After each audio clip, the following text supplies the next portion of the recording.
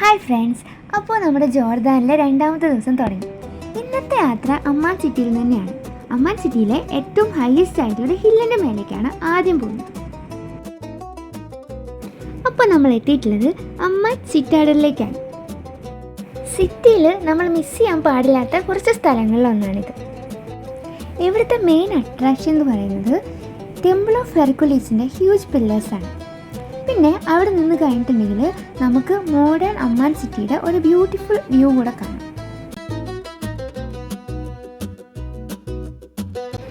അവിടെ കുറച്ചുകൂടി ഭംഗിയാക്കാൻ വേണ്ടിയിട്ട് ഇതേപോലെ റോസ്മേരിയുടെ ചെടികൾ ഉണ്ടായിരുന്നു കേട്ടോ. ഇവിടെ നിന്ന് നോക്കുമ്പോൾ സിറ്റിയുടെ വ്യൂ എടുത്തു പറയേണ്ട ഒരു കാര്യം തന്നെയാണ് കേട്ടോ. പെട്ടികൾ അടുക്കി വെച്ചതുപോലെ ബിൽഡിങ്സ് നമുക്ക് ഇവിടെ നിന്ന് കാണാനായിട്ട് പറ്റും. ഒരേ കളറിലാണ് അതെല്ലാം ഉള്ളത്. ഇവിടെ ഏറ്റവും കൂടുതൽ അവൈലബിൾ ആയിട്ടുള്ള ലൈം സ്റ്റോൺ കൊണ്ടാണ് ഇതെല്ലാം ഉണ്ടാക്കിയിട്ടുള്ളത്. അതാണ് ഇതെല്ലാം ഒരേപോലെ ഇരിക്കുന്നത്. ഭംഗിക്ക് വേണ്ടി മാത്രമല്ല, ക്ലൈമറ്റിന് കൂടെ മാച്ച് ആവുന്ന രീതിയിലാണ് അതുള്ളത്. ഇനി നമ്മൾ തൊട്ടടുത്ത് തന്നെയുള്ള അടുത്തൊരു ലൊക്കേഷനിലേക്കാണ് പോകുന്നത്. Roman theatre, right in the heart of the city, അങ്ങനെ വേണം പറയാൻ. അതെ, സിറ്റിയുടെ കൃത്യം നടുക്ക് തന്നെയാണ് ഇതുള്ളത്. ഒരേ സമയം 6000 പേർക്ക് ഇരിക്കാൻ കഴിയുന്ന കല്ലിൽ തീർത്ത വലിയൊരു തിയേറ്ററാണിത്. അതിൻ്റെ ടോപ്പിലേക്ക് കയറി ഞാൻ കുറച്ച് കഷ്ടപ്പെട്ടു. താഴെ നിന്ന് നോക്കുന്ന പോലെ ഈസി ആയിരുന്നില്ല കേട്ടോ. താഴെയുള്ള ആൾ നോർമലായിട്ട് സംസാരിച്ചത് പോലും മേലെ ഇരിക്കുന്ന ആൾക്ക് കൃത്യമായിട്ട് കേൾക്കുന്ന രീതിയിലാണ് ഇത് കൺസ്ട്രക്ട് ചെയ്തിട്ടുള്ളത്.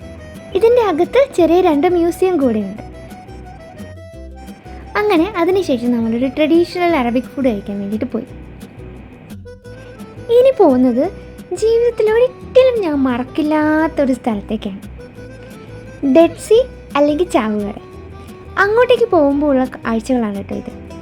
ഏകദേശം 1 മണിക്കൂർ ഡ്രൈവ് ഉണ്ട് അവിടെ എത്താൻ വേണ്ടിയിട്ട്. ജോർദാൻ്റെയും ഇസ്രായേലിൻ്റെയും നടുക്കായിട്ടുള്ള ഒരു ലേക്കാണ് കേട്ടോ ഇത്. ലോയസ്റ്റ് പോയിൻ്റ് ഓൺ എർത്ത്, അഥവാ ഭൂമിയിലെ ഏറ്റവും താഴ്ന്ന പ്രദേശം. അവിടെയാണ് നമ്മളിപ്പോൾ പോകുന്നത്.